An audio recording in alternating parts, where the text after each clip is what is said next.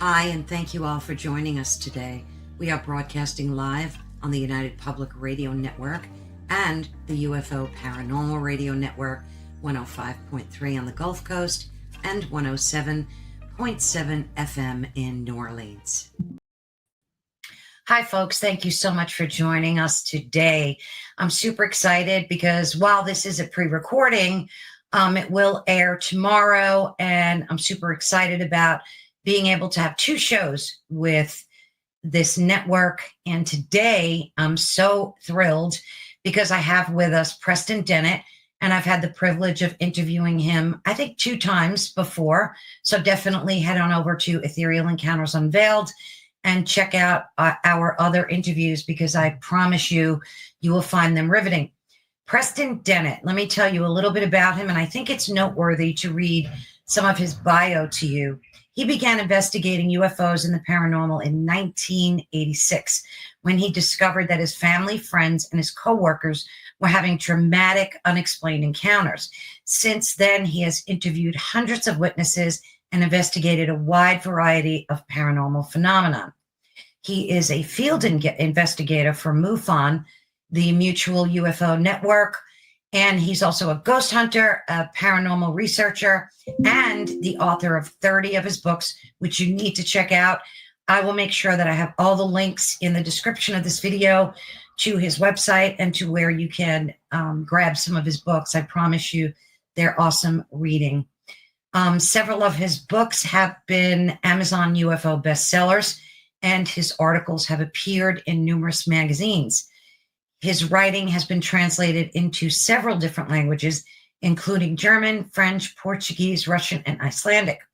He's appeared on numerous radio and TV programs, including Midnight in the Desert with Art Bell, Coast to Coast, and other History Channel, UFO Hunters, and I think Ancient Aliens as well. His research has been presented in the LA Times, the LA Daily News, the Dallas Morning News, and other newspapers. So you get the drift.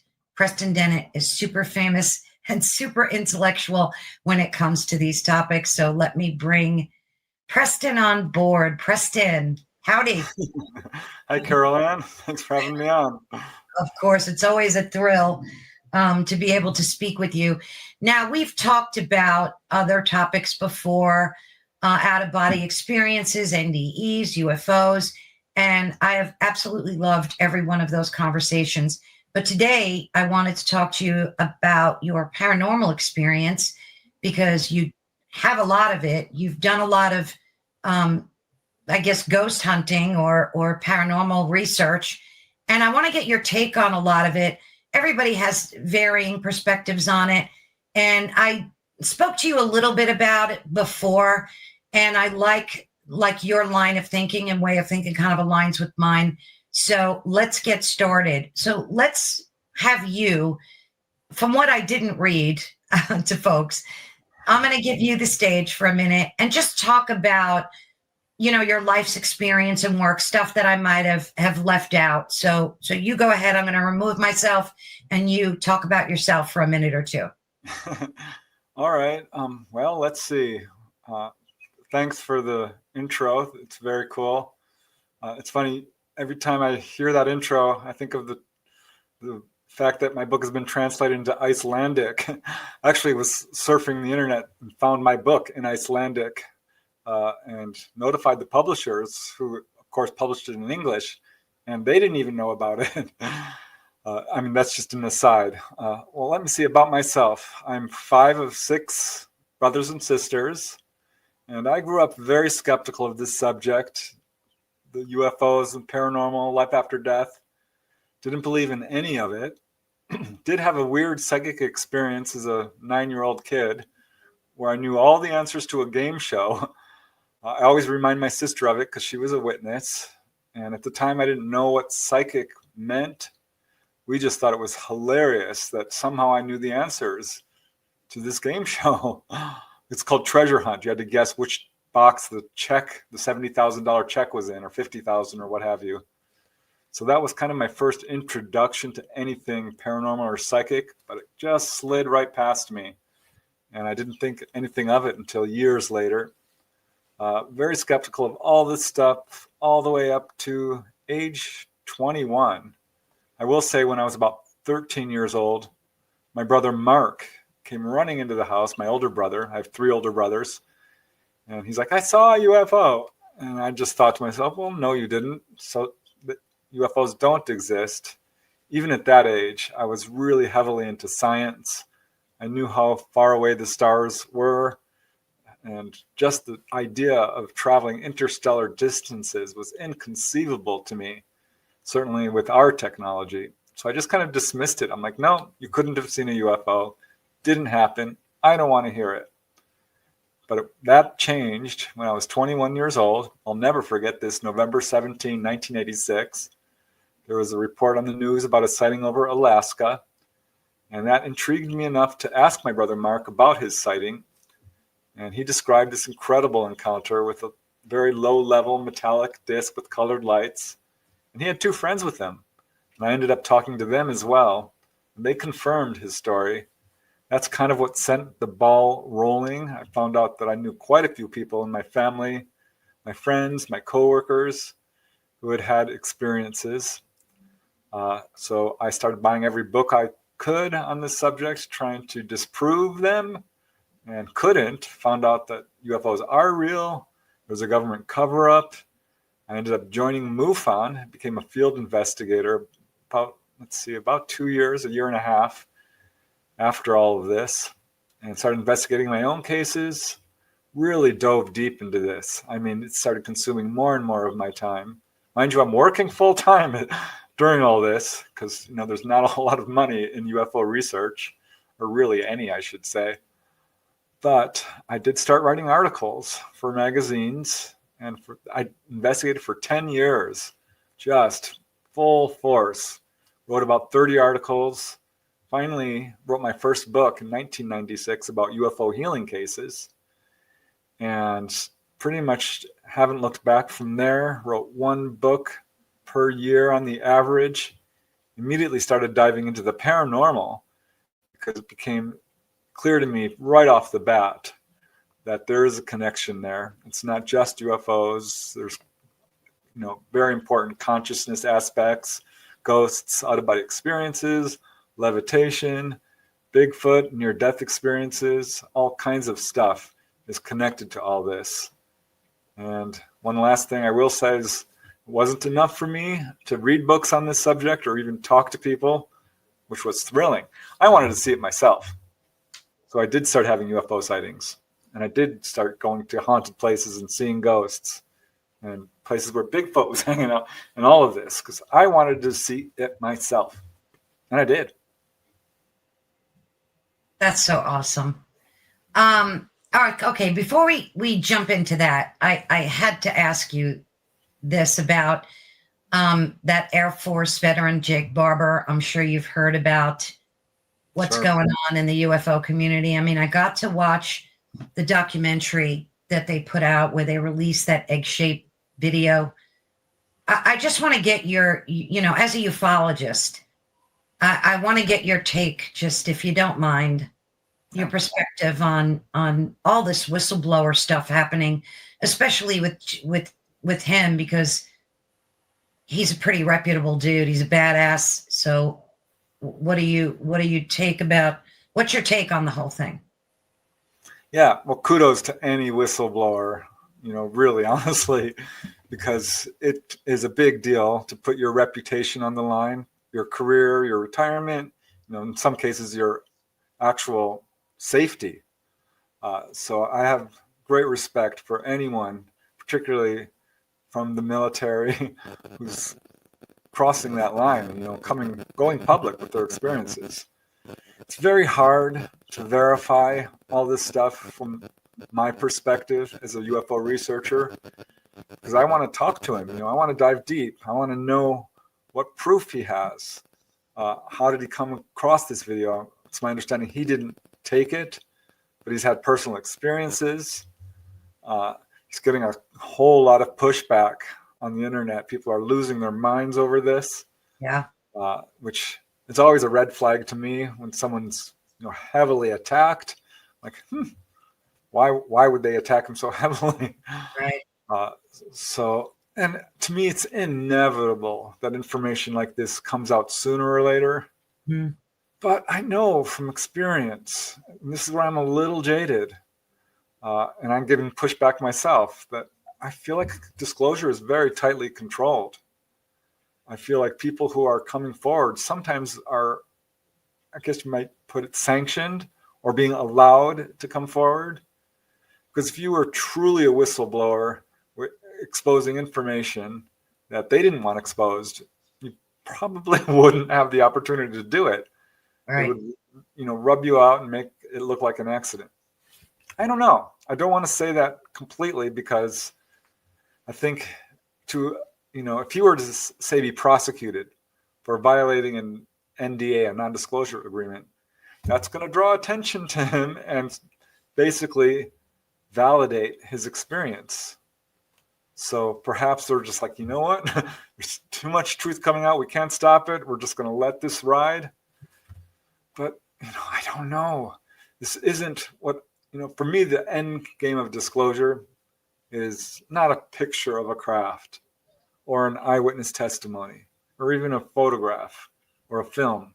I want to see the craft itself. I want to see the Roswell craft in a museum. I want to see the bodies. I want to be able to touch it. To me, that's the end game. And I know that's a lot to ask. But people are saying, disclosure is happening. And yeah, it is. But this is a tiny step. I'm really excited, though, because it's my understanding that, people have a lot of interest now in coming forward, whistleblowers, and that there's a lot of them. Right. Hundreds, if not thousands. So the avalanche of truth is coming forth. And I think what we're going to see, honestly, is the government UFO cover-up. And I say government in quotes, the high levels of the military industrial complex, the intelligence agencies, all these folks behind the cover-up. It's not necessarily the president or Congress. Right. But I feel like the cover-up itself is going to collapse under the weight of its own lies. Yeah. You know what I mean? So Absolutely. Yeah, this is good news. I'm pretty excited to see what comes of this. Kudos to Jake Barber for coming forward.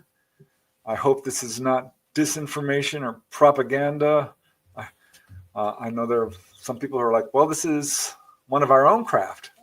Stephen Greer put that out. Yep. And I think Dolly Safran, who I'm closely associated with, also thinks that this is our own reverse engineered military craft. Oh, she does. I was itching to ask her about that egg-shaped Yeah, I don't know. But I have to trust her, having, she validated her experiences to me in a way that's unimpeachable. I mean, I actually had my own experiences, so I know if she's for real. I have to take her information seriously. Yeah. So I'm kind of on the fence about it. But yeah, a great step forward. Let's keep the ball rolling. Let's take, the cover-up has to end at some point. It just has to. It's not sustainable.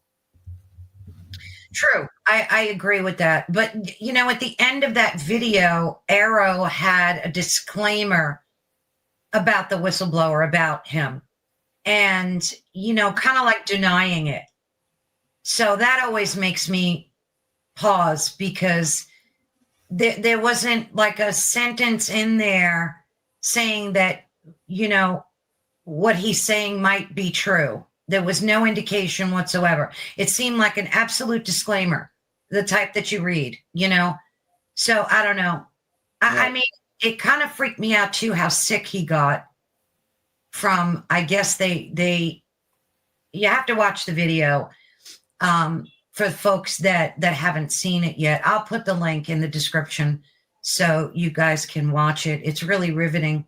But he also got very bad, like I guess what they called radiation poisoning. So there were two things that really struck me about his testimony. Well, three. He has a team of people, badass guys that work for the military that vouched for him.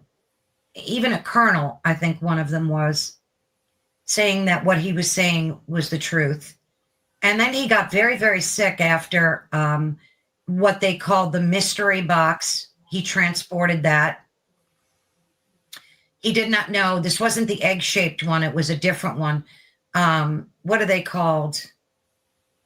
They're 8-sided craft. Adagon? Octagon?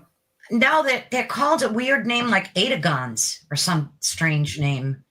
Yeah, that's what they're called. And he said one of them was, I think, in this mystery box. And he had this mystical experience. Yeah. That kind of blew me away too, where he felt, and I thought of Dolly because she talked about this feminine biologic that guided her and like was like mother, I guess she called her, right? Right. You were in your book there, of course. And of course, I'll have the link to that book as well so folks can check it out. So yeah, there were certain aspects of his testimony that really blew me away. Clint from The Night Shift, he has an awesome UFO channel that he primarily, YouTube channel. He talks about a lot of UFO related topics. I'll be speaking with him shortly. He brought out a good point that this euphoric feeling could have been a trick that these entities make you think to calm your spirit and make you think that like they're on your side. But then every time I think about Dolly's testimony and what Dolly has been through, it kind of, see, that's what confuses me, because I really believe in what happened to Dolly her whole life. And then you hear these other points that seem a little counterintuitive to that. So I don't know. It's so confusing. I agree. And we know that there's disinformation in this field. Yeah. So you have to be really careful. And I just don't buy the ET threat narrative. They've been around forever. And I've talked to so many people. And yeah, it can be very scary to have contact. I absolutely understand that. But I think if you take a deep dive into particularly the onboard experiences, and not just Dolly's experience, I've talked to a lot of people, and I don't see any evidence that they're deceptively tricking people into feeling love or anything like that. I've talked to people who've said that they have felt a love like they've never felt before. Yeah, he said. Yeah, and I think this is genuine. This is my assessment. You know, I urge everyone to do their own research, you know, walk your own path towards truth and knowledge. Right. It's a tricky path, this one. But I can tell you from my own research does not support the ET threat narrative or ET out to deceive or hurt people. Really, you know, my first book was all about healing cases. That's not being covered in the media. Right. You know, it's just the disinformation game is so clever. Yeah. They will put out truth and then sandwich it with lies, or put out lies and put kernels of truth in there. So it's a tricky. That was a great book you wrote too about the healing incidences. So I definitely recommend folks go check it out. And again, I'll put anything we talk about today. I'm going to try to make sure I link to it in the description for folks. But yeah, I wanted to get your take on the whole disclosure. And then you've got Stephen Greer, who, you know, seems like he tries to make it about him. He called it a tabloid interview. And it's so confusing. I don't like all this infighting either that's going on in the community.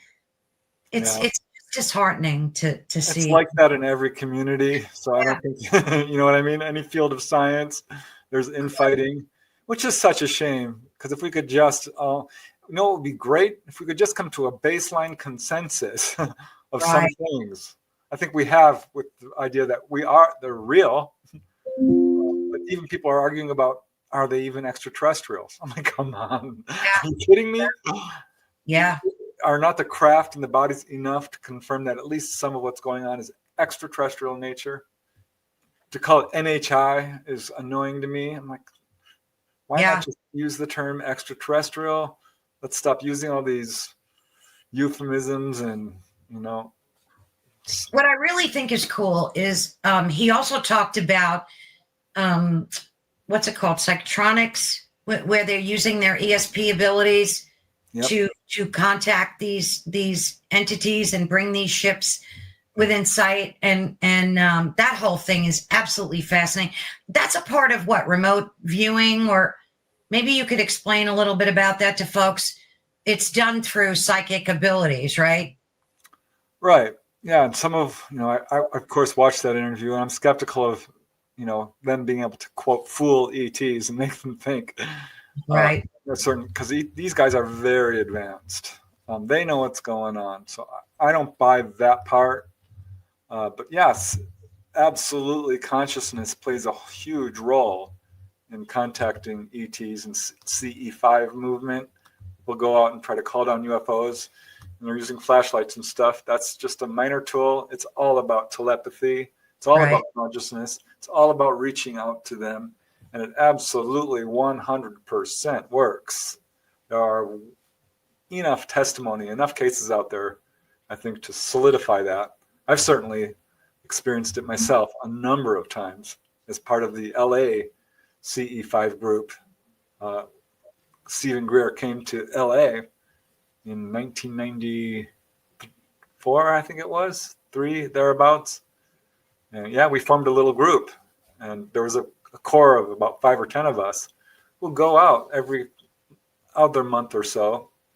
And occasionally we would have some amazing sightings by meditating and basically reaching out mentally, telepathically, and calling out, for contact. It absolutely works. Yeah, no, I believe it.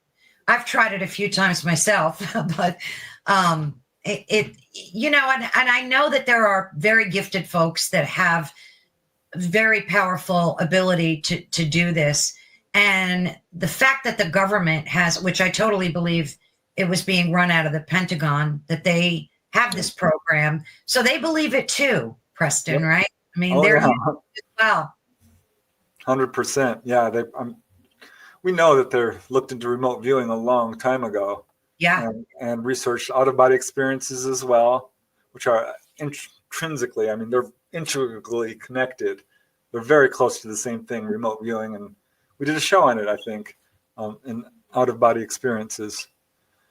So absolutely, they know about it and are putting forth all kinds of time, money, and effort to study it. Right. I think they're taking all of this stuff very seriously, especially behind the scenes. And now we're just starting to get glimpses into it. It's very encouraging. It's pretty unprecedented to have this kind of open discussion of this subject. Yes. So yeah, it's a new era.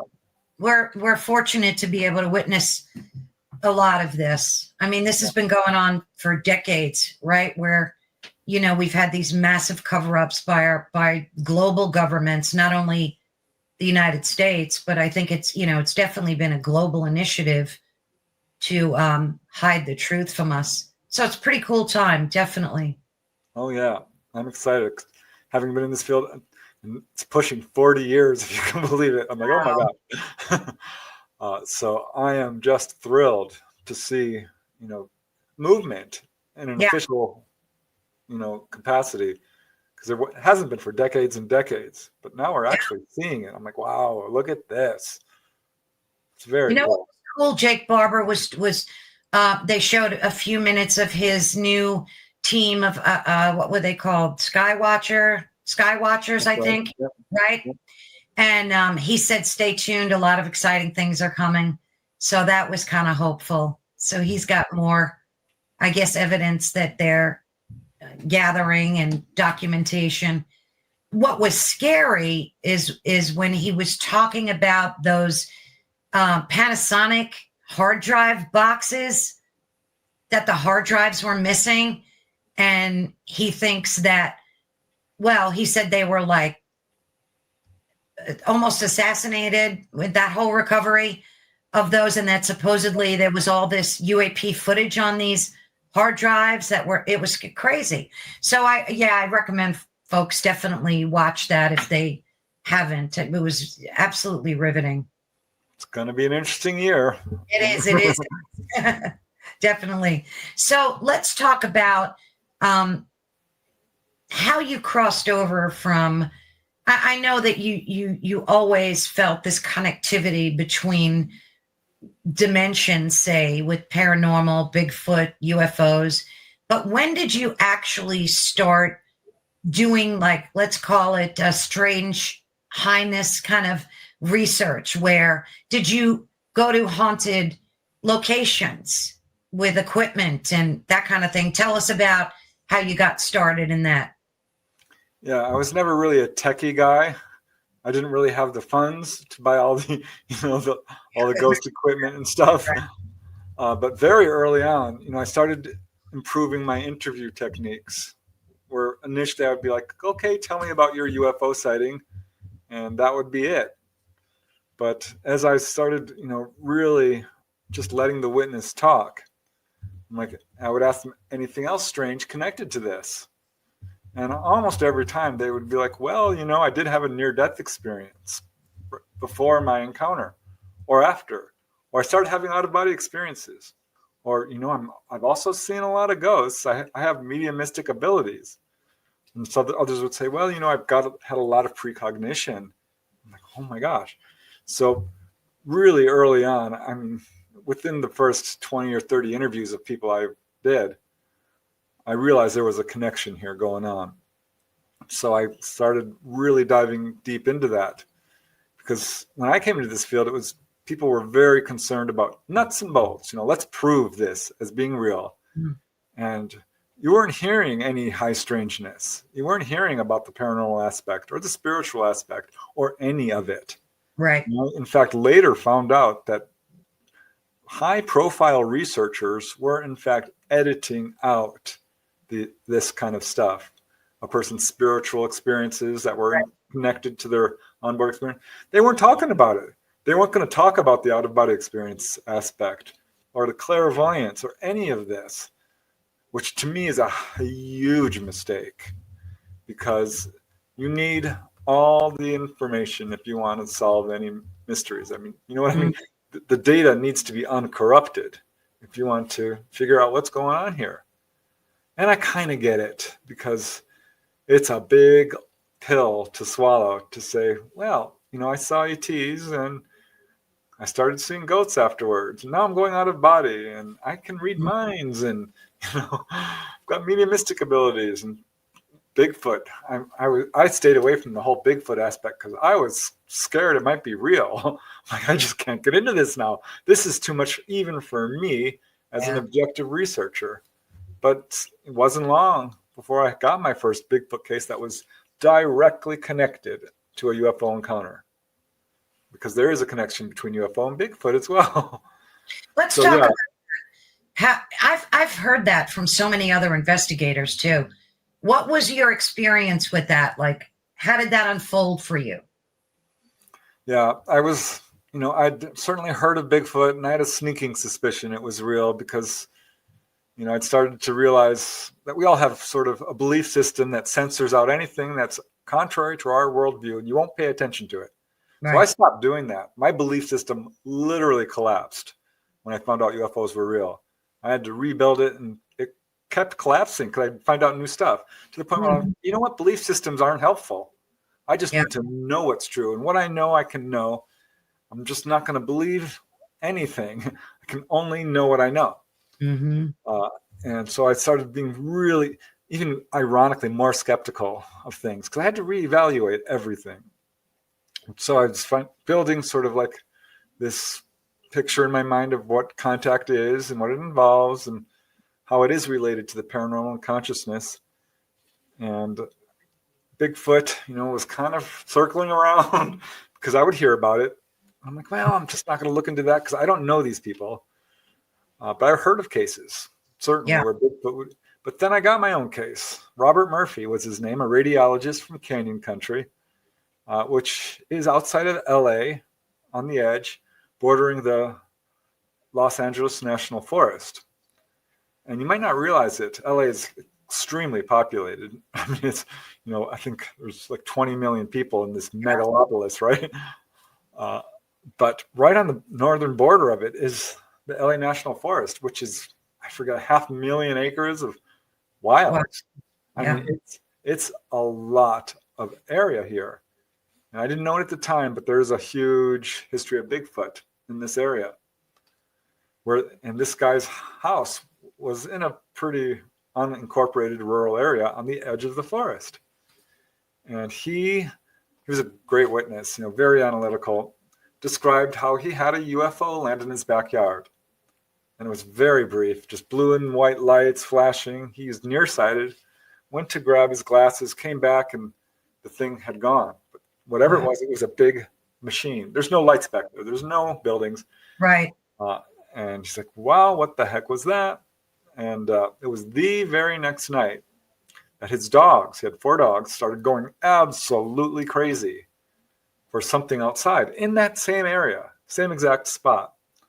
And he had this weird telepathic link up and knew it was a Bigfoot. He could read its mind. What? He told me this. I'm like, that was my reaction. Like, what? Now I know that this is regularly reported in Bigfoot encounters. There's a telepathic aspect to this that even, Bigfoot researchers aren't talking about because of this same bias. We're trying to just prove the Bigfoot and they don't want to get into the paranormal aspect. Right. Such a shame because it keeps turning up. In future accounts, I would certainly run into it. So he's describing this. I'm like, oh my gosh, this is strange. And he's like, yeah, no, I'm telling you, it could read my mind. It did not like the dogs. He knew I was there and I knew he was there. And this thing roared, he said, for about 20 seconds. I've since had my own Bigfoot encounter. I heard it roar too. So I know now what he's talking about when he said it resonated in your chest. He said this was, there's wildlife in the LA National Parks. There's bear, there's cougar, there's coyotes. Yeah. We had a cougar who lived next to our house. The cougar Mercury commercials were for cars. Had a cougar. Well, that cougar lived next to my house in Topanga Canyon. We would hear it roaring all the time. I know what a cougar sounds like. And I'm all about bears. I was at the zoo once when a lion roared right next to me. Oof. I'd never heard anything like that. So I know what this guy's talking about when he says this was not any of those. And this persisted for an hour or two, and then off it went. And he went out there the next morning and found footprints. It was pretty hard-packed soil, so it wasn't conclusive. But for him, it was enough. And he says, well, that's not the end of it. Do you want to hear more? I'm like, yes, tell me everything. He's like, well, and he says, I swear this is connected to it, and I don't understand how. But we had a poltergeist outbreak in the weeks following this. Right away, we started having doors opening and closing, lights going on and off, footsteps, all kinds of crazy stuff, your basic paranormal infestation. So that was my first, okay, this is undeniable. I have got to start looking into it. I have Bigfoot barking over here. Very cool. The dogs always have to make an appearance. Right. We love our babies. Yeah. Go ahead. Yeah, absolutely connected. And boy, I'd later get another case that was, oh my God, strange this way. So that was the first one. And that got me into researching Bigfoot. Let me just back up a little. This fellow saw, he had paranormal activity in his home. And then a week or two later, he had an encounter with Bigfoot. No, first came the Bigfoot. No, first came the UFO. The UFO, then the paranormal. No, first UFO, next night Bigfoot, over the next week. Oh. Paranormal activity. So it's to deny the connection here would be biased and unscientific. You really have to accept the data. And if it were a single case, I'd be like, okay, it's what we would call an outlier, which as a scientist would be basically thrown out. Or it has to be what we'd call significant. It has to rise above 10% of the reportings. Otherwise, it's just too rare that it could be, a red herring or an outlier or misinterpreted. But no, this is not unusual. So something is going on here that people don't quite understand. And it took me years to come up with any kind of viable, even theory as to what's going on here. And I think I've got a pretty good handle. This is only my assessment on what the connection is. Yeah. Because there are some researchers who have gone, I consider, off the deep end with this and saying, you know what? These aren't ETs. This isn't Bigfoot. These aren't ghosts. This is an intelligence that's wearing different masks. I'm like, wait, what?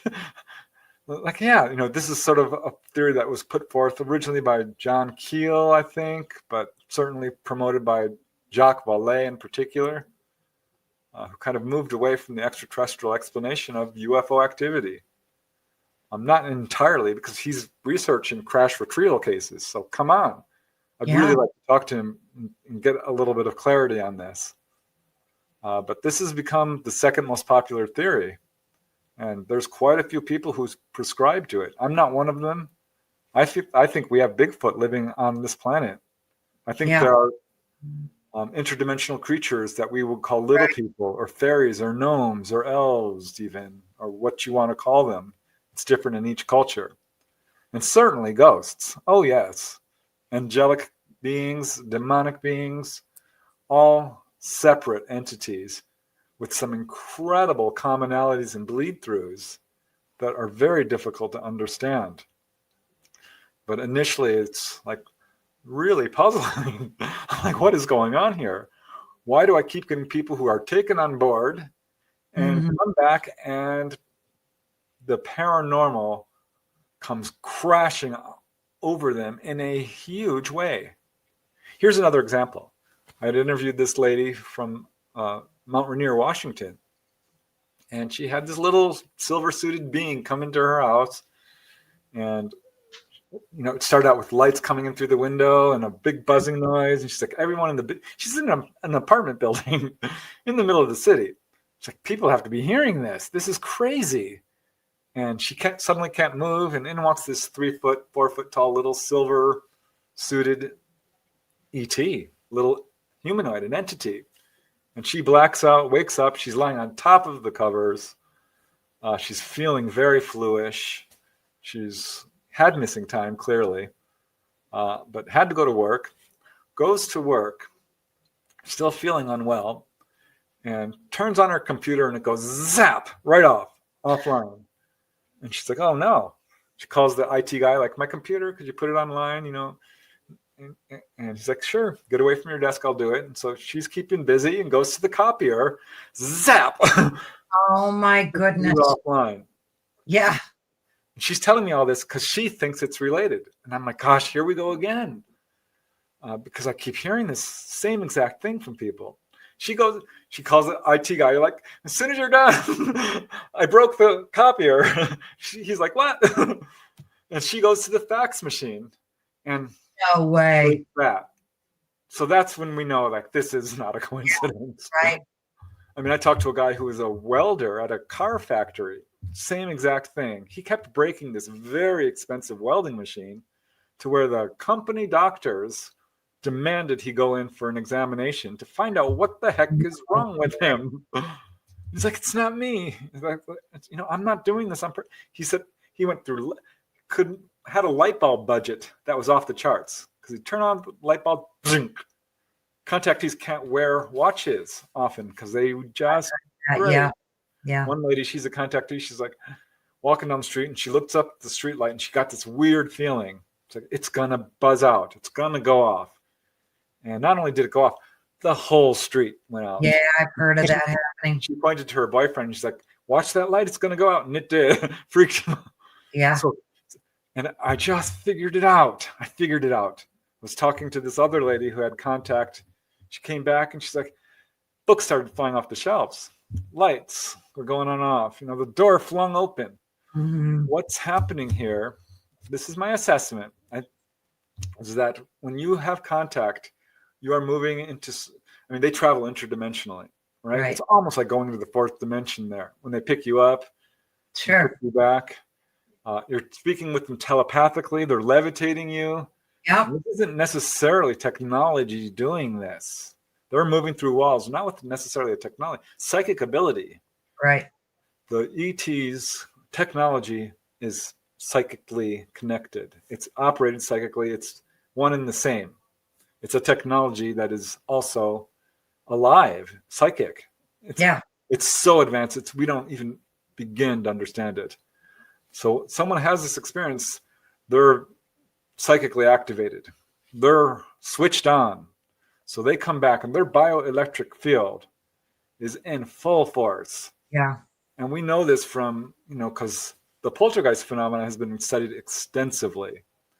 And if you look into it, there's a huge connection to people who, particularly emotionally disturbed, adolescents who are going through puberty and all this stuff that's going on.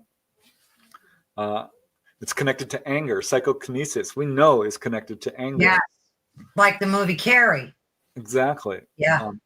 So what's going on here, this is my assessment, is that our bioelectric field, these psychic abilities, which are related to mediumship and out-of-body experiences and clairvoyance and healing, even healing, all have to do with your bioelectric field, your aura, your etheric astral bodies, which, because we've talked about out-of-body experiences.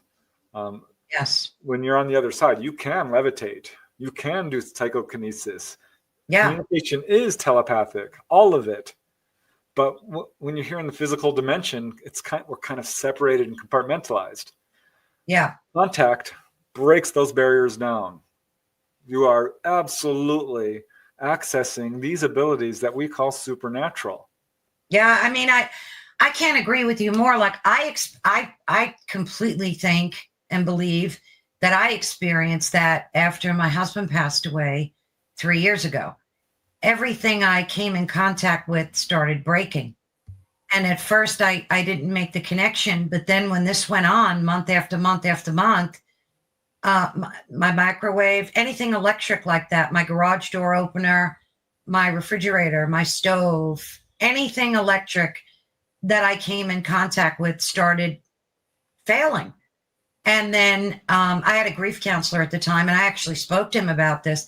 And I really believe that my kinetic energy was broken because of the loss of my husband, and that I was like manifesting this around me. And the funny thing is, the moment I realized it, it stopped.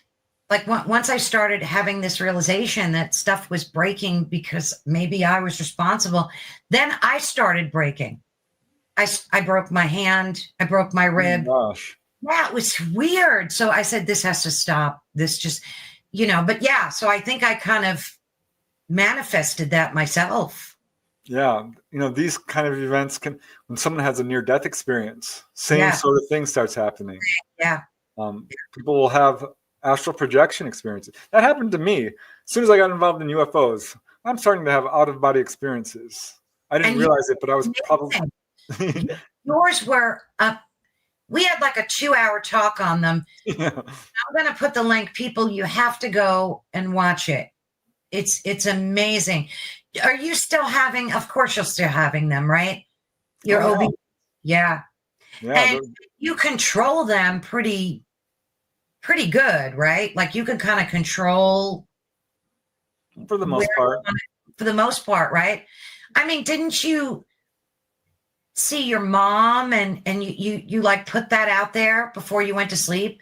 Your mom had passed and you wanted to, so you kind of had that happen. So let's talk about that for a second. You visited these planes where these entities live. Was that your mother's spirit? Was it her energy? What do you think you were experiencing when you saw your mom, when you were having an OBE? Yeah, well, here's the way I look at it. We talk about astral projection and leaving our body and going to the other side. But I think it's kind of the wrong way to look at it in a way, because the fact is we're coming down here on Earth, incarnating into a physical body for essentially a brief period of time. Mm-hmm. Feels like forever when we're down here. But the fact is, that's our true home. Right. That's where we live. That's who we are. We are not the physical body. We're not even our astral body. we're our consciousness. And we go all the way right up to the very source, the center, what you might call all that is God. You know, I like what the Native Americans call it, the spirit which moves through all things. Yeah, think that's a beautiful way of putting it it. is. But yeah, we are, I think each of us is an entity that's inviolate. We are eternal, immortal.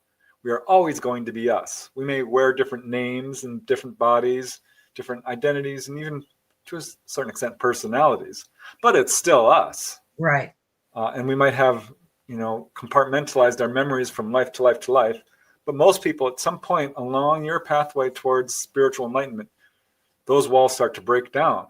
You start to exhibit these natural abilities, not supernatural. You start to have memories of past lives. And you start to realize, oh my gosh, identity isn't what we think it is. You start to really empathize with other people and realize the oneness of all of us and all humanity and animals and nature. So yeah, I visited my mom, and how awesome and wonderful. And I still do it.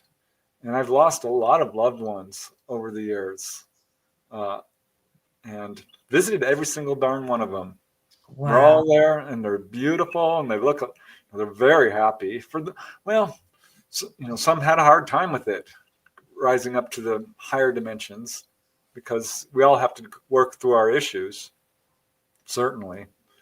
But absolutely, there is life after death. We can all go there. We are going there every night.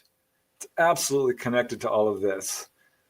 Like for me, my out-of-body experiences happened because my mother died. So it was in a way a near-death experience, but it wasn't my near-death experience. Right. It was just near death. Yeah. So someone might have a car accident or a head trauma or an emotional event. A simple UFO sighting can break down that barrier. And these are, like they call them, the contact modalities. That's a new term that people are latching onto. Okay, Preston. So these are contact modalities, is the way that people are putting it, which are basically different avenues towards wisdom or experience, enlightenment.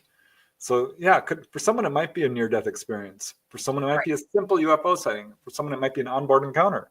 For someone it might be a Bigfoot encounter. It doesn't really matter which door you open first. It opens up the other doors. Right. It could be a ghost encounter.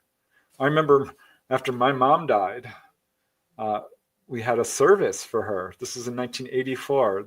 That was kind of really my opening door. It wasn't necessarily finding out my brother had seen a UFO.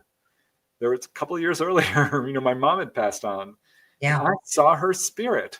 Darned if I did not see her ghost at the service, sitting right next to my dad, full color, in the car. He's driving up, and I'm like, oh my God, I'm hallucinating. Yeah. And I've never taken hallucinogenics. Drugs scare me. Yeah. But I'm looking at her thinking, oh my gosh, because she has this certain way of sitting. She always emphasized the importance of posture. And she was the epitome of elegance and beauty. She was a really beautiful woman, but always had great posture. And there she was, sitting fully, straight up in the way she does, and didn't look at me. Did not look at me. Wow. But I'm like, oh my gosh, I am hallucinating. I am so lost with grief. And I was really just torn up because I didn't believe in life after death. Right. To have someone you love so deeply just ripped out of you is so traumatic. But so I didn't think ghost. I did not think ghost at all. So you just thought you were hallucinating and because of your grief. Yeah. Of course. Was that the only time you saw her spirit? Yeah. Visually. Yeah. I know you have in your out-of-body experiences, but yeah, I mean, it started ramping up from there because I started having lucid dreams about her. We talked about this, and that escalated towards full-on out-of-body experiences. I don't know if I told you this. This was so cool. One time, I moved out of the house where I grew up when I was like 25 years old. Not long after, actually, it was, 6 years after she died. Now that I think of it. So fairly long after, but this is something that took me years to get over. And I cried for a year. I loved her so much. But I was sitting in my condominium complex in Canoga Park. I had a third story, little 600 square foot room that I moved into. I loved that place. And I was playing the guitar because I'm learning to play guitar and I love it. And suddenly my answering machine, remember those little answering machines we used to have? Went beep for like 10 seconds, 15. It can't do that. I'm like, what? And that shocked me. And I just had this feeling that somebody was there. Because I was playing the guitar crying, because I'm like, oh, mom, I miss you, mom. And I'm playing these songs to, try just work through the emotion. And the answering machine goes off. So I put the guitar down and I'm getting this feeling so I stood up and I looked and I'm like, is there anybody here? And you know what happened? Oh, I still get chills. The dining room light went, it was on, it went off and then on. It didn't flicker. It went off and then on. And I'm like, oh, I'm like, okay, I think there's someone here. Mom, is this you? And, like nothing. I'm like, Mom, I think you're here. Nothing. So I'm like, okay, well, Mom, if this is you, this was so unfair of me. I'm like, if this is really you, those statues I have on my toilet? I still have them. There's little brass statues of a fly and a turtle. They're heavy, they're little things, but they're heavy metal brass statues. Yeah. 3 of them. And I'm like, if this is really you, why don't you move those around? Because I had them situated, all lined up in a row on the top of my toilet. and then I just continued playing guitar and I forgot about it until the next day. I'm sitting there watching TV and I heard this crash. I'm like, what the heck was that? And I go running into my bedroom, nothing. Into the kitchen. I'm like, the sound was weird in that condo. It was a U-shaped condo and sound would trick you. So I'm like, gosh, I know I heard something crash in this house. And I couldn't find it. So finally I had to go to the bathroom. And I walked in there and I lost my mind because there on the floor were those 3 statues. No way. I regret not taking a picture of it. I should have. But I was so shocked. I immediately went, oh my God. And I knew it was her. I mean, I asked her to do it and she did it. So stupid me, still kind of playing the scientist, being objective. I quickly picked them up and put them back on the toilet. And I'm like, okay. And I shook that thing. You can't shake a toilet. You can try. I tried. I did everything I could. I stomped the floor. I banged on the walls. I tried to get glue on them. They, of course, didn't budge. Yeah. But that was her. I know it was her. You will never sway me from that. It was the coolest thing. And it was so unfair of me to ask her to do that. But somehow she was able to do it or got assistance. I don't know. But yeah, that was so amazing to me. I'm like, okay, I'm done. I'm cooked. I know. Maybe she was happy to do that for you. I mean, I think so because we, 5 kids in the family, we were all devastated, but I went the extra mile for some reason. I don't want to say I was sadder than anyone else in the family because I wasn't, but something different happened to me. I became kind of the black sheep. I'm like, guys, I'm having out-of-body experiences. And they're all looking at me like I'm crazy. Like, no, I'm meeting Mom. They're like, now you're talking about UFOs. Now you're talking about this. Right. My dad's like, I should have taken you to church. I'm like, Dad, this has nothing to do with that. My parents rebelled against religion when they took all the older kids to church, but they never took me. So my dad jumped to that, and I'm like, no, Dad, I'm fine. I actually do believe in God.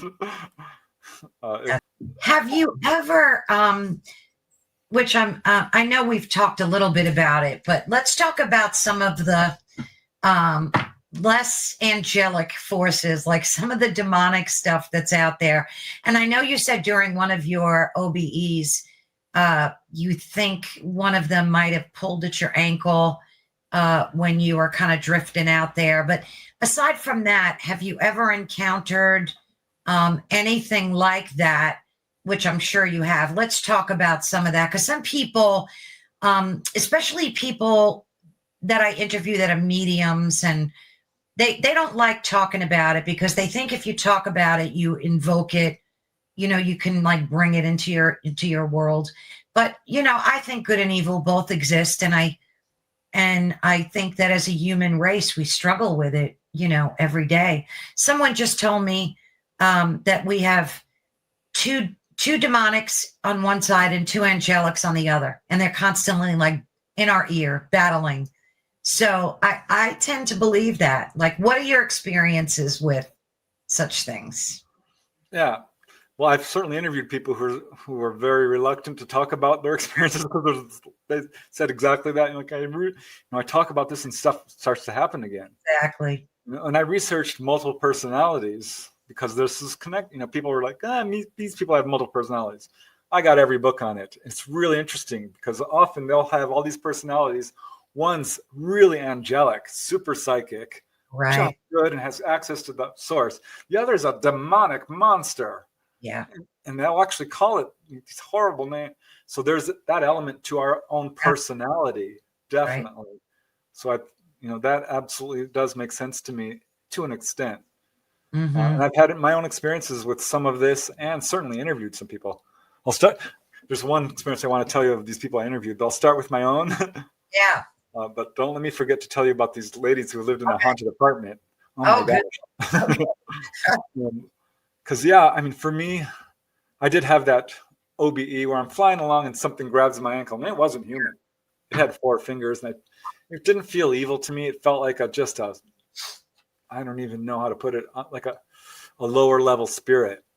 Mm. But I reached down and I'm like, gosh, these are long, icky sucker fingers, and I peeled it off. And, it took some force to do too. Felt physical. When you're out of body and you're meeting other interdimensional beings, you can touch them. They feel physical to you. It's very interesting. It's different, but it definitely feels like there's something there. I pulled it off and off I went. And I've had a few what were kind of scary or unpleasant experiences. One time I'm like out of body and I'm wandering around my house. I may have mentioned this, but at any rate, I'm like, let's go outside. And I walked through the front door, through it, right? Because you can do that and it's so cool. I bet. And I'm sitting on my little doorstep. This is downtown Reseda. This is heavily, houses on every side. And walking down the street are 3 young men. And I instantly recognize these as spirits, and not good ones, earthbound spirits. You're very telepathic and empathetic when you're out of body because all these layers, all these walls are lifted up. You're raw with perception and impressions. And I knew who these guys were. Earthbound spirits, thugs, murderers, thieves. No good would come of meeting with these folks. And I've got all the books on out-of-body experiences, and they say, just send love to them. I'm like, these guys saw me, we locked gazes, and they were skilled at movement. They zoomed towards me. Ooh. And I'm like, because I was not going to deal with them. I'm not sending these guys love. Are you kidding me? I am leaving. Scared the living daylights out of me. That was my first real encounter with bad spirits. So I just dove right back into my body, and I was done. But later, I would have more experiences like that. Probably the craziest one was I'm slowly coming to awareness that I'm out of body, right? Mm-hmm. I'm in this I had been exploring the hellish realms. Oh, why? Why would you do that?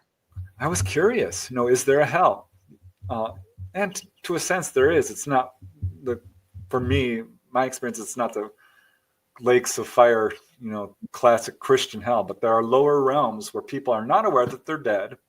This is just above the earth realm where there's no light. On the astral planes, there's not a shadow in sight. Everything sparkles. It's made of light. The flowers, the trees, it is gorgeous. But you go down a level, it's very much an urban setting, and there's shadows and darkness, and people are confused, and you can go lower and lower to where it's just darkness. And there are people there who are crying. There are people there who are hungry. There are people there who are on drugs, people there who are angry. You can't get them to look at you or pay attention to you. They're very self-absorbed. But at any rate, I'm coming to awareness. And I'm in this room, and there's these guys looking at me who I don't trust them because they're flattering me up and down. And flattery, I don't like it because it feels like, I mean, it's nice to pay someone a compliment, but if someone's overly, like, oh, you're so great, like, I give them the side eye, like, what do you want from me? And so they were doing that, and I'm starting to come into full awareness that I'm like, oh my gosh, I'm out of body. I am absolutely out of body, and I'm looking around. I'm like, this is a dark, dark place. And then I looked at them, and I stood up. I'm like, who are you? And I confronted them. I'm like, why are you telling me this? And darned, these guys turned their appearance into classic demons. Horns, pig noses, fangs, reddish. I mean, it was horrifying. And I immediately, at this point, I gotten pretty good at this out-of-body stuff. And had learned how to, basically shield. So I, basically put a shield of love and light around me. And if you just stay really centered and focused, you're going to be fine. You can go anywhere. And that's what I did. And I stood my ground and I said, I have nothing to offer. I didn't say this, I thought it. I'm like, I am love. And I pushed love towards them because I'm thinking, well, maybe I can help them. Because these are actually people. I am not convinced that these are necessarily not people. These are people who've chosen evil. I'm not fully sure here because under the classic religious explanation, demons are non-human spirits, right? Entities. But if you look at the demonologists like Ed and Lorraine Warren, they're talking about people who've chosen this path. Exactly. From a demonic spirit. So I don't know, but they were humanoids. I'll put it that way. But yeah, and snarling and angry. And the more I pushed love at them, the angrier they got. And they were attacking and bouncing off against my shields. And I'm like, I don't know. And so I tried again. I tried 3 times because I'll give anyone 3 chances. And that's it. Yeah. You had your opportunity. And they were so angry at me. And it was just inflaming them. So I'm like, you know what? I'm not doing them any good whatsoever. So I left. That was pretty scary. And I've had a few things like that. Was that the only time you went to that realm, that hellish realm, or did you go back? No, because I've been in all kinds of these lower realms. My friend died of alcoholism, and he was way down at the bottom in just pure darkness.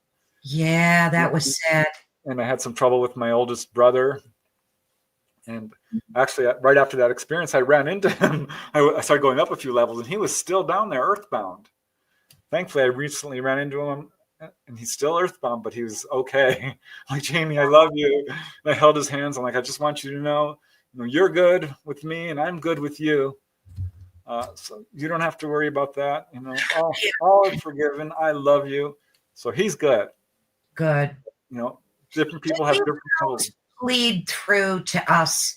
Is that what we experience, like when you go to like a haunted location, which you have to tell us about those women that you were talking about in the haunted apartment?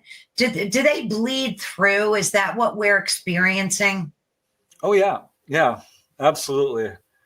Just last night I was talking to a lady who became suicidal. It turned out that she had lived in a room where a person had committed suicide suicide in a very unusual way.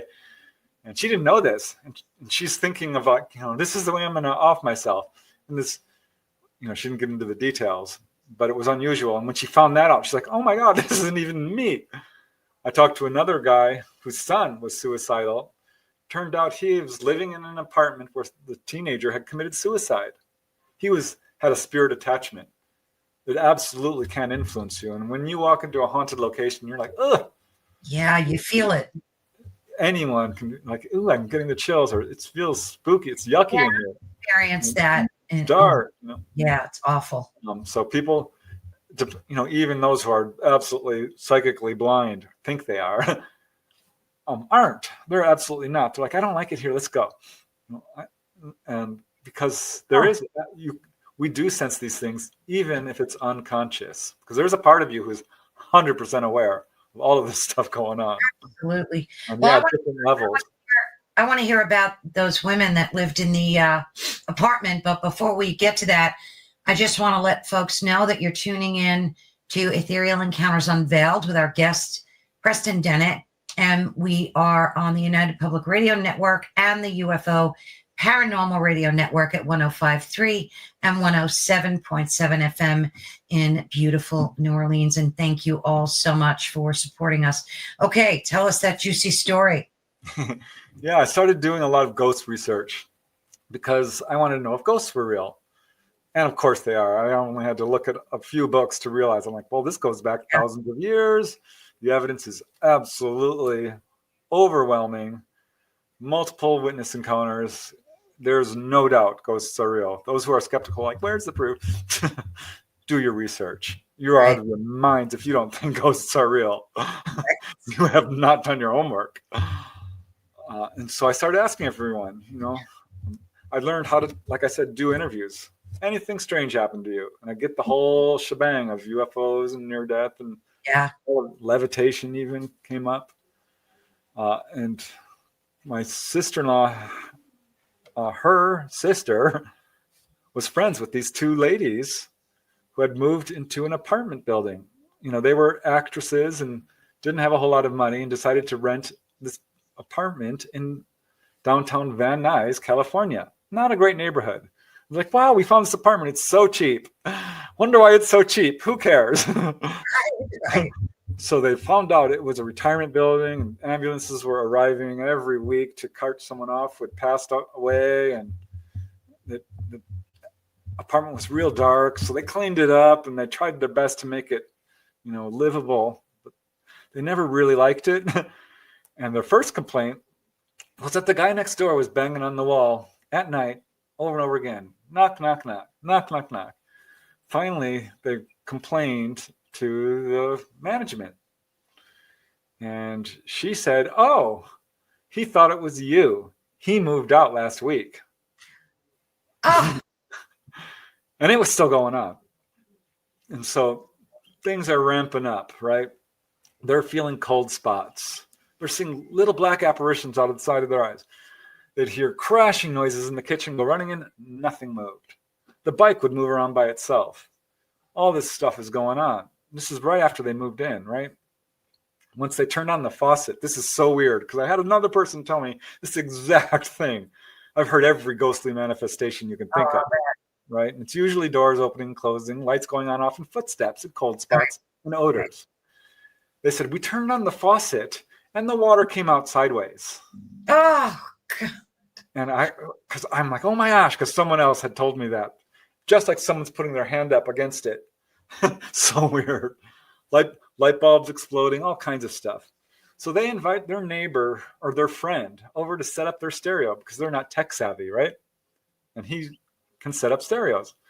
And so he's setting up the stereo and all of a sudden he's like shaking and scary and pale and rushing through it and looking at the corner of the room. And they're like, what's wrong? What's wrong? And he's like, nothing. And he quickly sets it up. He's like, I'm going now. I'm like, wait, aren't you going to stay and have dinner? We made dinner. He's like, no, I'm leaving. Bye. And off he goes. And so they call him up. They're like, what the heck is wrong with you? We made dinner. Don't you like us? What's going on? He's like, no, you're fine. I don't like your apartment. They're like, why? He says, it's haunted. They're like, what do you mean it's haunted? Because they're like, oh my God, we did. But they don't tell people that, they'll invite him over and they don't want to tell him. He's like, well, I saw lemurs. And they're like, what's lemurs? He's like, I see them when there's ghosts around. And he described these little lemur-looking creatures that he can see astrally, which is interesting because that does turn up in haunting cases. Like a lemur cat you're talking about? Like a lemur, like a rodent type thing, but an astral creature with big eyes. He described it. Oh, and a pale okay. body. This is just how he described it, right? Yeah. So they're having all this stuff going on. Meanwhile, one of them is having horrific precognitive dreams. This is another thing that happens if you live in a demonic haunting. She would dream of a murder, on the news the next day. Dream of Oh, a plane crash, on the news the next day. Horrific stuff. And so she's like, not a happy camper. They invited their sister over and didn't tell them, of course. And she wakes up screaming in the middle of the night and says, I'm leaving now. They're like, what happened? Something grabbed me and tried to choke me. oh gosh. So they're freaking out. They're Yeah. like, we have to get out of here. But they don't have, they have a lease. They've got nowhere to go. But events came to a climax when they went out. How did this happen? They went out to eat at Cafe 50s, and the table starts shaking in public. And they complained to the management, and he's looking at them like, what's wrong with you? And they're like, well, we're leaving. They're getting up to go, and they're paying the bill. The gumball machine right behind them starts going ching, ching, ching, ching, ching, ching, ching. And the guy at the counter goes completely pale. And so they're running. They're like, we have to, it's following us now. They go to bed that night, and they start seeing black spirits running back and forth across the hallway. They'd seen this many times, but now one stops, looks at them, comes rushing at them. They have one big giant king bed, right? They sleep on, and it dives into one of the girls and possesses her. This is going to the full end stage. Demonic hauntings follow a very set pattern, and this went right to the end. And she's paralyzed. She's on the bed. She's pressed down into it. Her friend sees her crushed into the mattress, can't not pick her up. Tries to move her, can't move her. She's a light little thing. So this is crazy. And meanwhile, she can't breathe. Her chest is hurting. And she can see this spirit, which has got dirty teeth and missing teeth and black eyes and stringy hair. And it's just not okay. And finally, she called on Jesus. And all just the power of good and love, and finally lifted. And they're like, we're moving out tonight. Because they had tried, they had called all their friends, put up sacred statues. That didn't work. Salted the whole apartment, got gallons of salt, and that didn't work. Complained to the management and said, oh yeah, we have a haunting problem in this building. I'm sorry I didn't tell you. I called her up. She's like, yeah, I saw an apparition. She described all these people. Talked to the neighbor. Their neighbor had a haunting problem right across the door from them. So this was not just them. I verified. I went down there. How long ago did this happen? 1996, I think it was. Okay. Because I think now there's a disclosure law where, they have to tell you if it's haunted or ghosty or whatever. Yeah. I interviewed a lady who was a real estate agent who had the job to sell Charles Manson's former residence. She said it wasn't easy. The psychic came in and she's like, ooh, something terrible happened here. She totally could sense it. Absolutely. Talked to another, it turned out by weird coincidence, I was able to interview several people who were involved with hauntings that were caused by this one man. Oh man, that's another story. But let me end this one because it's just about over. Yeah, no, go right ahead. They're like, we're moving out. That's it. Don't care. We'll live on someone's couch. And they did. And they found an apartment, and weird little stuff happened. But it basically ended because they refused to talk about it. They wouldn't. And they were very reluctant to talk to me because they were afraid it would trigger it again. But they said about 2 weeks after they moved, they were in their apartment, their new apartment, when suddenly they woke up because the apartment was shaking, not an earthquake. It was a loud buzzing noise. So they're like, oh no, here we go again. And they're walking through the house trying to figure out what the heck is going on. Go out onto the balcony. And that's where the source of the buzzing is. And it's a UFO. It's a darn UFO right over the apartment building, covered with lights, V-shaped, and looking at them. And they had this telepathic connection. This was another one that freaks me out. And to this day, I don't fully understand it. Because this would be fodder for people saying, well, UFOs are demonic. I'm like, well, I'm not so sure they are. But I think that their haunting did this, it opened that doorway of awareness. And oh, I see. I mean? So they became sort of psychically aware. And ETs would love people who are psychically aware, or maybe they were drawn to it in some way. I don't know. This is a weird one. But there's a connect. They absolutely swear up and down, this is connected somehow. You explain it to me. But I know that for some reason, this is connected to our haunting. So that's that story. And a final end note is I heard back from one of them. Well, she didn't heard back from the friend because they ended up going their own separate ways. She was attacked again by this demonic spirit who threw her across the room and pinned her to the ground for an hour. She could not get up. Oh, and this is after they moved out and... Yep. Oh, no. Did you ever write about that in any of your books? Yeah, I wrote about that in my book, California Ghosts. Yep. Not the only demonic haunting I wrote about, because there are different types of hauntings. There's 3 main types of hauntings, 4 even. But one is what we would call a residual haunting. Mm-hmm. It's not an active spirit.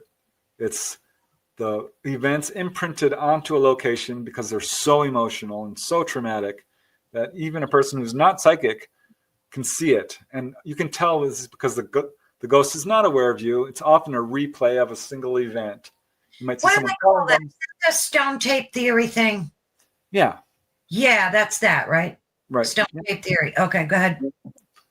I usually hear it called residual haunting, but I've heard that term. Residual, right, stone tape, yep. And another would be your classic ghost, which is an earthbound spirit, often who does not recognize that they're dead, but sometimes does, and is earthbound because of lust, greed, addiction, evil thoughts in some way. Right. One of those deadly sins. Well, there's a reason they're called deadly sins. Yeah. You really are. Work through your issues and you'll be fine. But that is a ghost, as opposed to a spirit, which is essentially the same thing. But people have spirit visitations from loved ones. Right. Fine. That's not a haunting. This is a great, wonderful experience that people almost always have if they lose a loved one. 80%, I think, is the people will have some sign, whether it's a butterfly or a rainbow or a feeling or an apparition. So yeah, that's 3, I guess, huh? So, the poltergeist, and that's the 4th, which is poorly understood. And there are some researchers that's not even a ghost. That's you. This is uncontrolled physical mediumship. This is your bioelectric field wreaking havoc because you can't control it. It's not a spirit. It's got nothing to do with spirits. It's you. And there's a lot of debate about that because some of that is probably not you. Some of these are what we would call demonic spirit, which might not even be human. Might not even be, the type of entity we think it is. It could be splintered off of your own personality that you have denied. So all your evil, all the suppressions are breaking out around you. But it is still essentially you. Or it could be, I'm of the school of thought that it's a separate spirit. I mean, that's why the Catholic Church has exorcists still. I mean, they still perform exorcisms, right? Yeah, and effectively too. Right. That does work. Yeah. Not always. No, and sometimes several times they have to do it. Yeah. So there's a lot of stuff going on here that's really difficult to parse out and separate and understand. And I can get why some researchers are like, this all feels like it's so closely related. Maybe it's the same thing. I don't think so. I think that's a mistake. And until we know, we don't know. Yeah. But having, gone out of body and seen this kind of stuff from another perspective, I can tell you that these are real entities, and they're not ET. This is my assessment. Bigfoot is real. Ghosts are real. We have the ability to levitate. That was another whole subject I looked into because I had a family friend who levitated spontaneously as a child. And so I asked everybody, and they all looked at me like I was nuts until I found another person, a friend of my sister-in-law. It's like, oh yeah, I levitated as a child. I've since talked to about 20 people, 10 or 20, That who've have had this experience. But wrote a book on it, and it is 100% verified in a scientific laboratory at least 4 or 5 times, unequivocally, scientifically proven, but absolutely anecdotally proven as well, with hundreds of people. Like St. Joseph of Cupertino, my favorite levitator of all times, was the flying friar of Europe, and crowds followed him everywhere. There were some 300 people who testified for his canonization who saw him levitating. Full on. He had superhuman strength and immunity to fire. Wow. But there was a very famous medium, Daniel Douglas Home, who probably would have been canonized if he had been born a little earlier, but who was very well known for, he toured the United States and Europe, ended up meeting with all kinds of heads of state and people who were, at the top of their field in every sort of category there, who did physical mediumship and physically levitated. And people don't know his whole story because he also displayed superhuman strength on a few occasions. He lifted up this giant log and threw it across the way there and showed immunity to fire as well. And if you look into the lives of the saints, thaumaturges, people who were, quote, magic users in the Middle Ages, they could call animals to them. Yeah. They could walk on water. I've got modern day accounts of people walking on water, levitating, turning invisible, teleporting. Healing abilities are so cool. Oh, yeah. That was another thing I experienced personally from contactees who could actually push energy through me, and you could feel it. I was healed once, and it was very effective. I was having a problem with my feet, but once, here real quick, if I may. Of course. I was at a family party. We had dinners every weekend. It was wonderful to come from a big family. We were all very close. We loved each other deeply. I miss that because we've all kind of gone our own separate ways. But we'd have dinner every Sunday night or Saturday night. Yeah, Saturday. And there'd be, 20 of us because we all have friends, right? And it was a big potluck thing, and we'd just talk afterwards and do our thing. And my dad's like, did you know that your hands emit an electric field that you can measure on a battery? I'm like, what are you talking about? And he's like, here's a battery detector, and it has 2 separate leads. Go ahead, and I'll show you. And he held it, and I looked, and the little dial went up. I'm like, oh my God, look at that. Your hands generate electricity. Yeah. So I started going from each person, and each person measured. They'd make the dial go up just a few clicks, right? And I'm going down the line, and I finally get to my sister, Victoria. We're a year and 4 days apart. We're practically twins. And I measure her hands, and it goes zoink, almost twice as much as everyone else. Not quite. I'm like, wow, Victoria, you've got really electric hands. Let me try that again. And zoink, I love this because this was scientific. Yeah. Related to hands-on healing. I'm like, do me. And so everyone's, crowding around because this is interesting, right? And I hold the leads, and this darn thing goes quite a bit higher. And my brother Steven's looking at me. He's like, well, your hands are wet. They must be sweaty. I'm like, well, maybe you're right. So I wash my hands, and I dry them thoroughly, and I go back, and nope, zoink. My hands are twice as energetic. Wow. And I had been called on to do healings out of body a few times. So I think, because when you do this out of body stuff, it's the same avenue that I keep talking about. It's one way to open the door to these abilities that we all have and we can all do. And it was so cool because I'm like, wow, this is science. You can't dispute this. Look at this.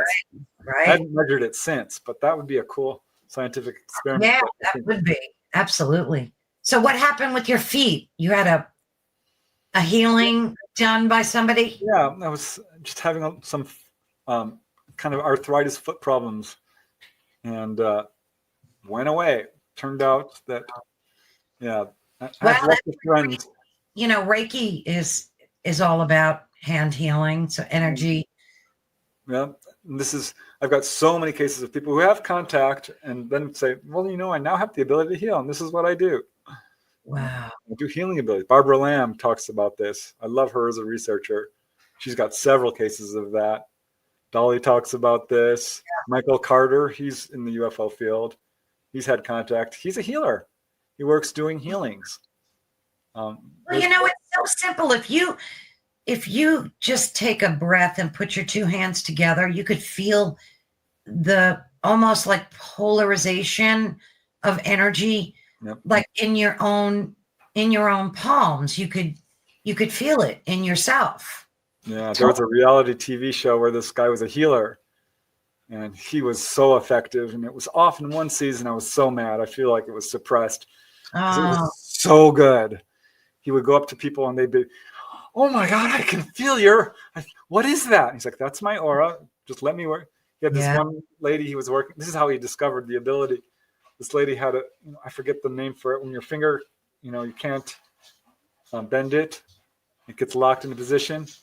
He's like, "Let me try something." He just had the urge, and he put his hands over her finger, and she started crying. And he's like, "Oh, I'll stop." And she's like, "Don't you dare. Keep doing it." Because she could feel it. And her finger straightened out, and her problem disappeared. And that's how he found out he had healing abilities. It was a great show. I wish I could remember it. I know what the guy looks like. Young guy, brown hair. He was so familiar to me. I know that there was a show about some man going around healing people, but it wasn't long lived, right? No, it was one season, and such a good show. There was another show where they did psychic. They'd bring in 5 psychics and run them through the mill of these tests. It was so good. They hid a person in a location of like 5 acres. This one kid's like, and he goes running off right directly to the girl. It was so amazing. Or they put little boxes like outhouses kind of type things. Deals where 100 of them. They'd walk up and down. I think they're in there. They were. These were really good psychics. Some of them didn't work because you put money in a box. If you don't have an emotional attachment to it, it's really hard to detect. So, it's not a perfect thing. People are always like, "Well, if you're psychic, you should know this and you should know everything." No. It doesn't quite work like that. But it was another really good show. Lasted 1 season. And I'm like, why does this keep getting suppressed? It's so frustrating. I want to see more of these shows.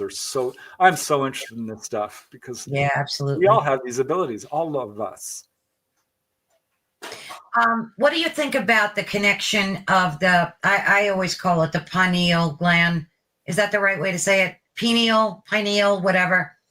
That the fluoride in our water has calcified this gland, and that's responsible for all of our intuitive abilities. Do you think that, no pun intended, holds water, that theory? I do. I can't say that I've done a deep scientific study of it myself, but just reading the literature on this, there does seem to be absolutely a connection there. The pineal gland has been connected to all of this. And there's sort of an organic element to your ability to do these things.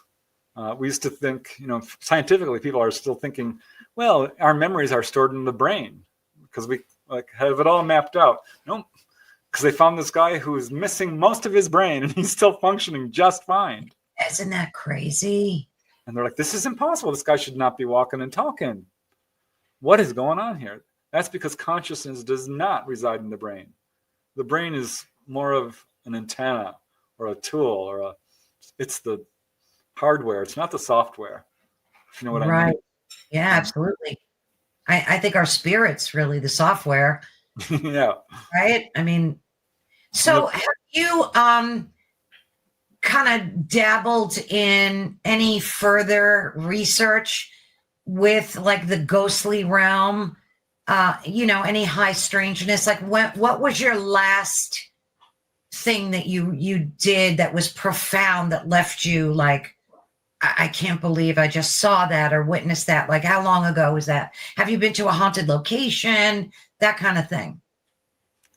Gosh, in terms of the most recent stuff, it's largely been my own OBEs. Mm-hmm. Trying to think of ghostly stuff.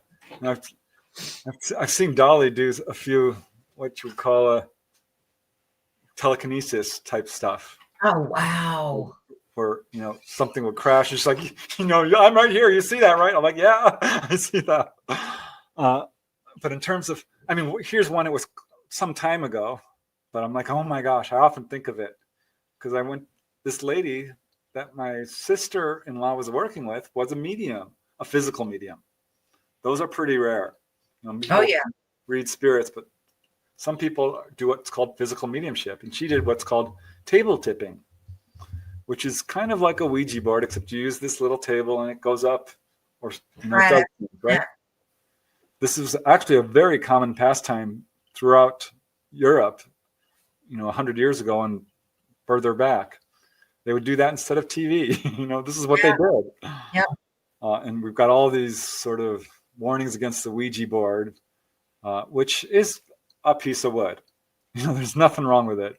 It's the way people use it, and they're not understanding that you are actually inviting spirits in, and you have to be careful. And if you're not experienced, I wouldn't do it. Exactly. But she was an experienced medium. And I'm like, this is so interesting because I'm so interested in this stuff. I'm like, I want to go and see them. She's like, oh yeah, she does sessions once a month. You can come. So I was invited, and there was a group of 10 or 20 people there. And there was 4 of them sitting around a table, not me. And I watched them talking to the spirits in this table going up on its side. And it was a light table. And me as a skeptic, I'm more skeptical now because I just can't wrap my head around things. I'm like, because I was lied to for so long by our governments, and people that I loved and trusted weren't telling me stuff that I would have liked to have known. Right.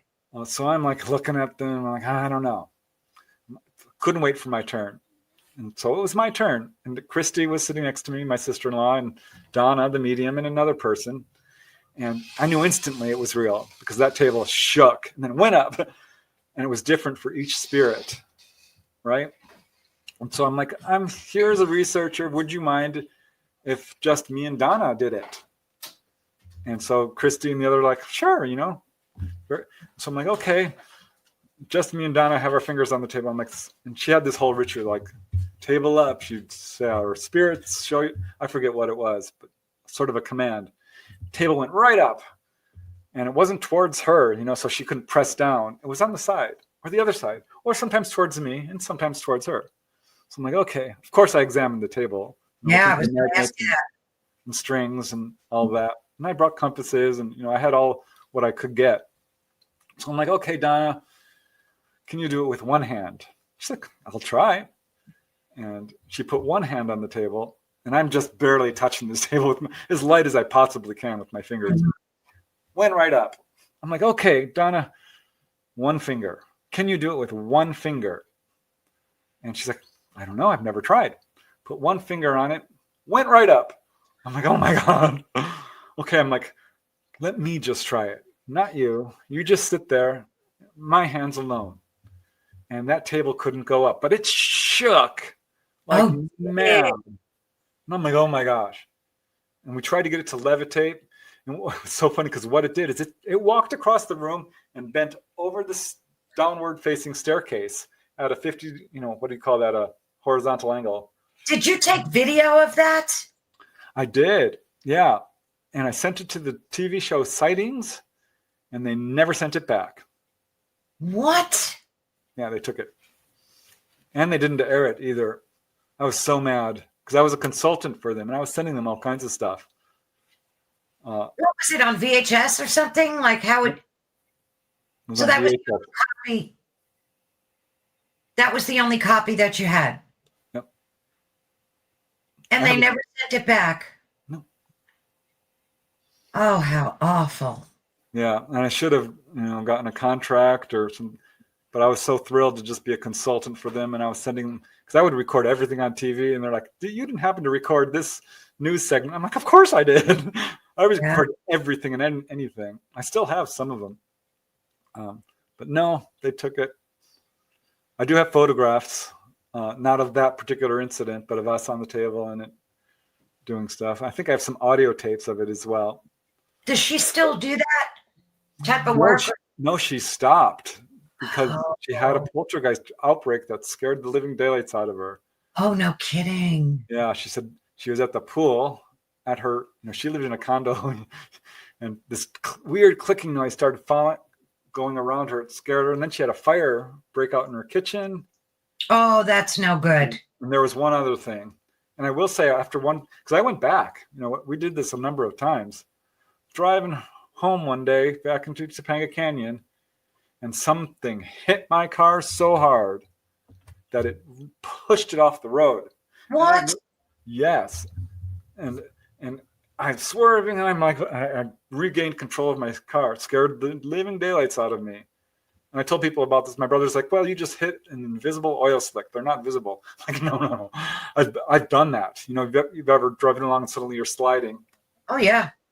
Nope, something hit the car with a force. And I connect it to that because I had just come from there. Oh, yeah. Was it dented, your car, or nothing? Nothing. Oh, that would have freaked me right out. Yeah, so we ended up not doing that anymore because you're playing around with stuff you don't fully understand. And I've talked to people who've used Ouija boards and regretted it. Yeah. Ended up, these girls who lived in Malibu were playing around with the Ouija board trying to contact the lady from Bewitched, Agnes Moorehead. They were obsessed with her as an actress. And they thought they contacted her, but then it started taking on different names. I'm like, who are you really? And it said, I am a demon. Oh, great. And so they're like, ah! And then this big black spirit appeared and their dog was barking at it. And yeah, see, that's where you lose me. I don't want any part of that. Life is hard enough. We don't need to be inviting these entities to join in. I've learned to differentiate something. When I'm interviewing people, I'm like, what did you see? I was like, well, I saw an apparition and it looked like this lady or this loved one or this. And other people say, well, it was a 8-foot tall, dark mass. That is the bad one. Yeah. That's the one you don't want to deal with. Exactly. I talked to a family who was having this problem with, a sister and a brother and a mother. And the mother wouldn't talk about it. She denied it. Often they'll pick on one person, right? The spirit. But the sister kept hearing the knockings on the roof and the wall. And people would come. My brother actually heard it. He was there once. And he's like, yeah, I heard it. I don't really want to talk about it. Because it was his girlfriend, right? She's like, yeah, I just ignored it. Because I know if you give these things attention, they feed off of your fear. She's very psychic. She knows a lot. But her brother was interested and intrigued. And he would call it forth sometimes. They're like, look, wow, what are you? Who are you? And he stopped doing that after what happened. Because he was in the shower one day, taking a shower, which, is a vulnerable place to be. When it came, because it would always be on the roof. It came right down the shower walls. He went running out like, ah! He was in his bedroom one day, and he kept hearing footsteps coming up to the door. He'd run up, open the door. There'd be nothing there. It's freaking him out. It was toying with him because he had called it. He kept showing interest. He wasn't ignoring it like you're supposed to do. Don't give it attention. And then the footsteps came right up to the foot of his bed, and he saw this huge dark apparition. It went onto his bed. He watched it depress down, came over him, and pinned him to the mattress. Oh, I hear so many stories like that. Yeah, and so he's now losing his mind. This is so interesting because he's not a religious guy, but he called on Jesus, which didn't really work. He called on Buddha. He called on every religious figure, and finally it lifted. So he's just basically calling to source. And it went away, and that was it. It ended. He repelled it. He would not. Anytime it went back, he ignored it. And so a couple of years later, I'm like, I don't suppose you had any problems with that spirit. Do you remember that? I interviewed. He's like, oh yeah, I remember that. I'm like, yeah, that was crazy how you saw that black apparition.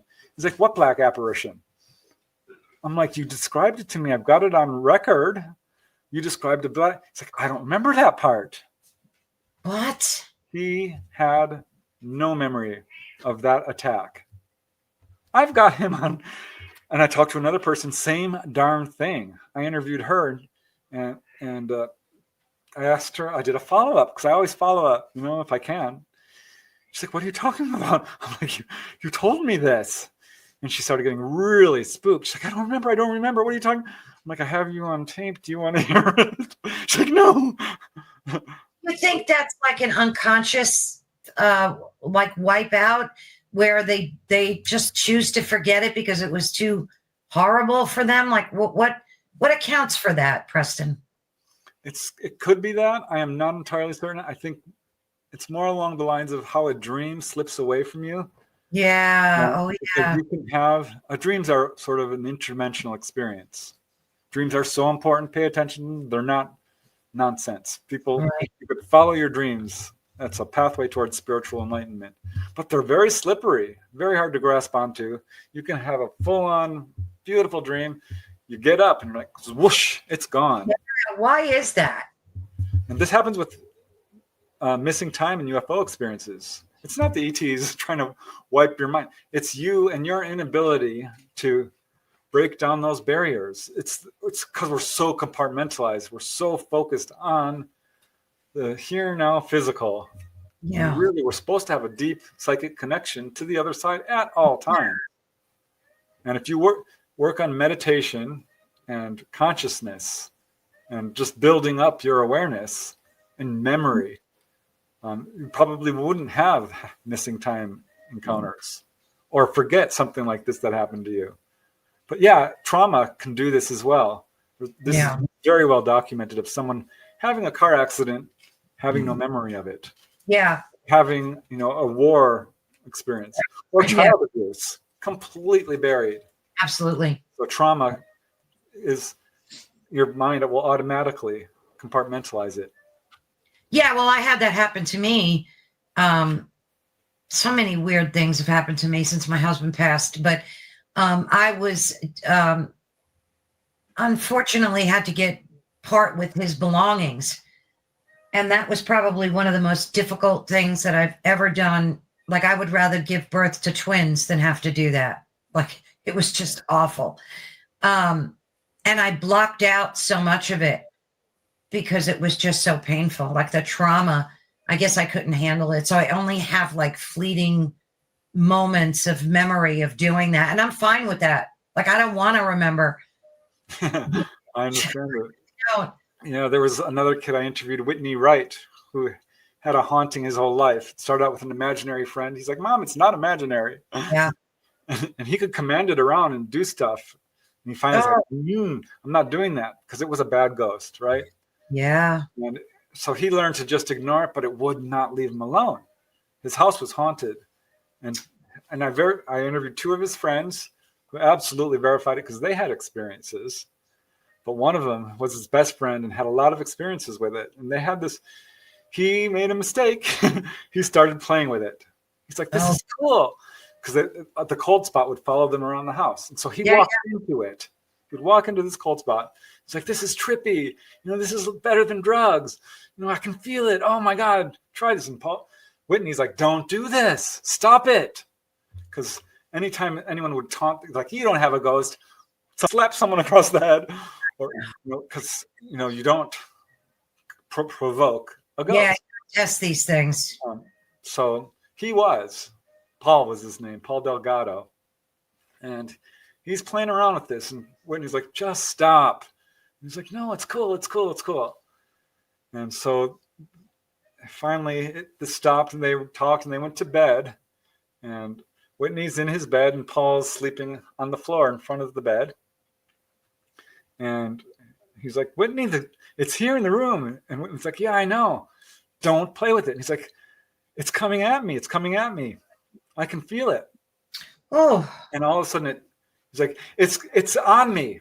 And he stiffened up and started like convulsing and speaking in tongues is how Whitney put it.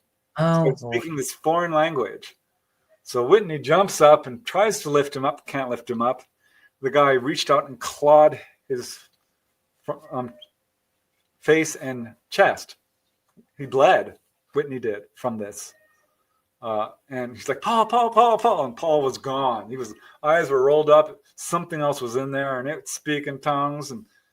And finally, he's shaking him and calling his name. And finally, he faints and comes back to awareness, and he's weeping. He's shaking. And he's like, what happened? He didn't remember it. All he remembered was this spirit coming into him and losing consciousness. And he's like, you were speaking in tongues. You were thrashing. You attacked me. Look, I'm bleeding.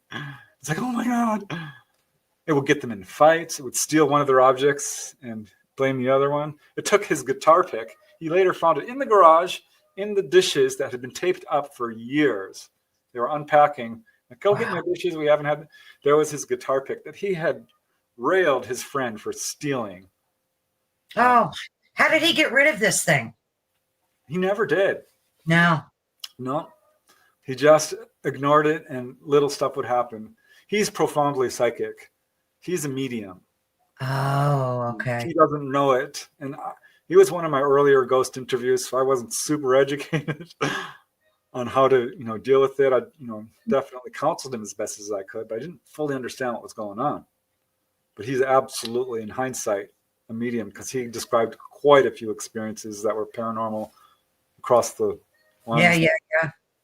So I think that they're particularly vulnerable to spirits, because spirits can see them.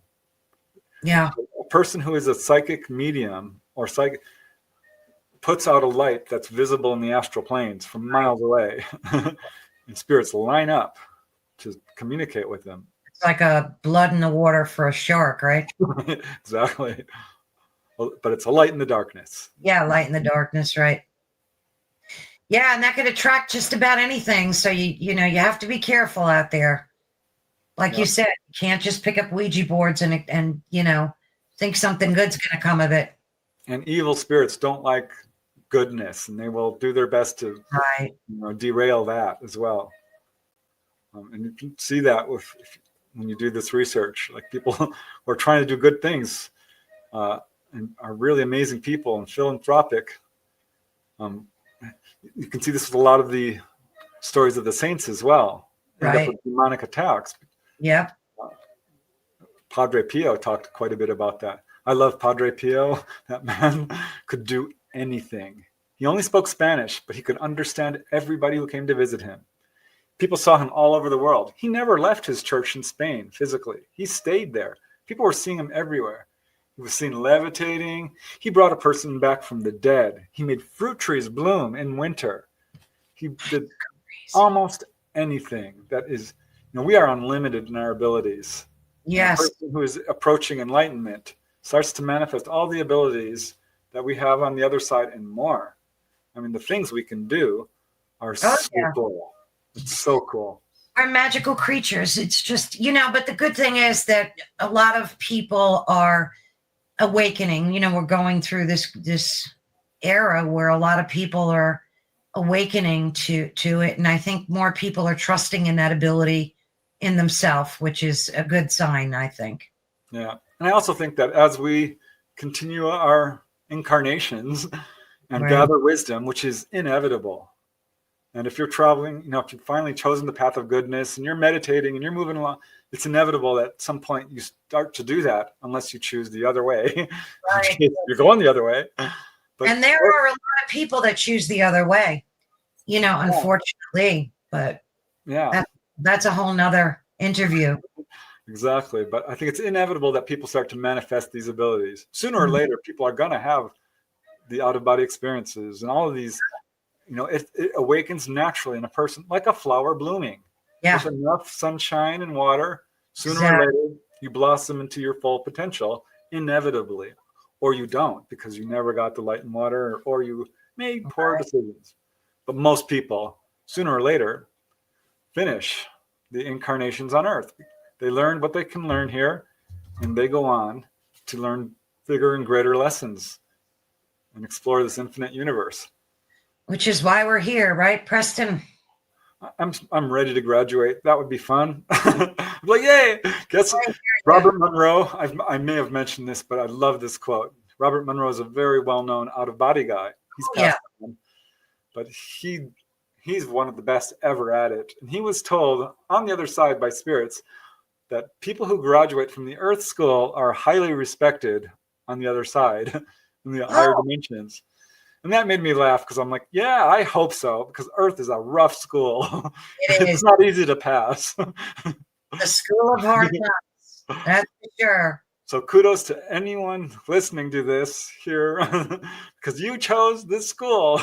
Congratulations. I'm proud of you. Let's graduate. I can't wait. Yeah, me too. Me too. I'm done.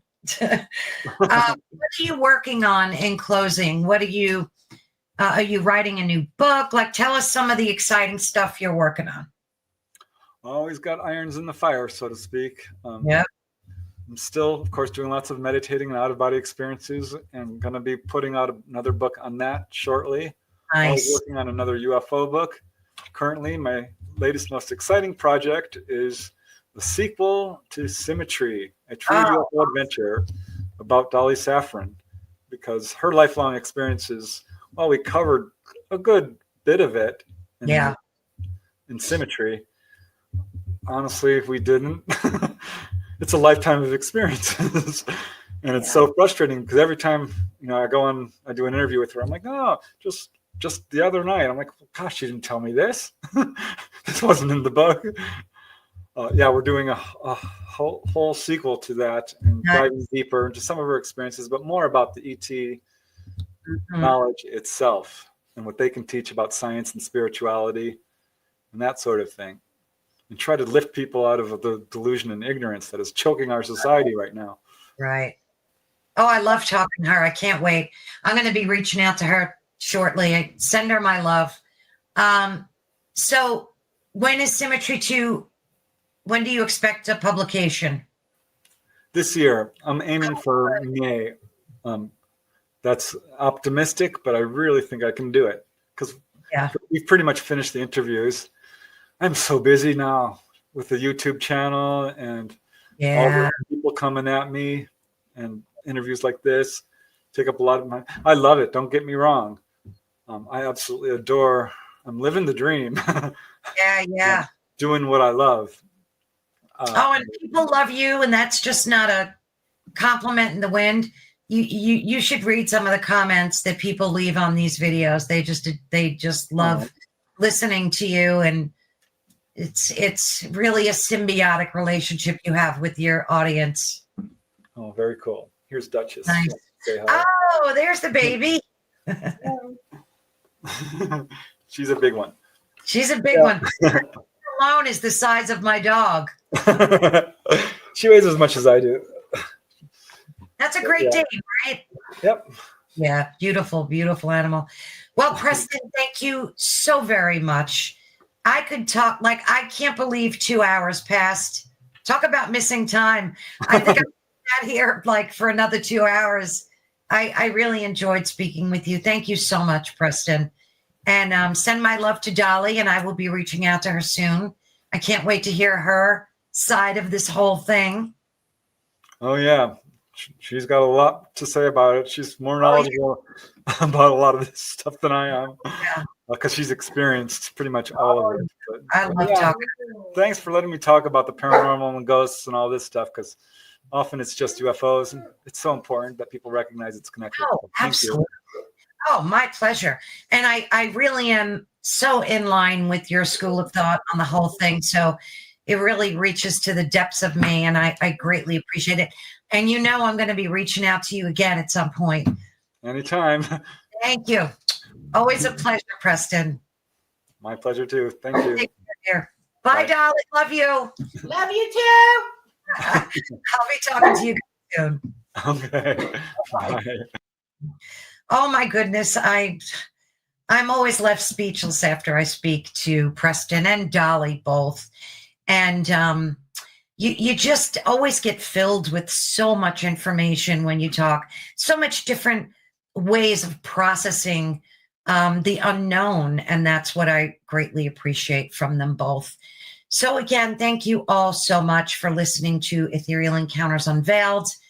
And of course, we're on United Public Radio Network and the UFO Paranormal Radio Network, which is 105.3. and 107.7 FM in New Orleans. Please be sure to stay tuned to us. We have a live show every Thursday between the hours of 5 and 7 Eastern Standard Time. And we have a pre-recorded show now between the hours of 3 and 5 every Friday. And that's Eastern Standard Time as well. So thank you all so much. Please be sure to give us a thumbs up and subscribe to my channel. It means the world to me when you do.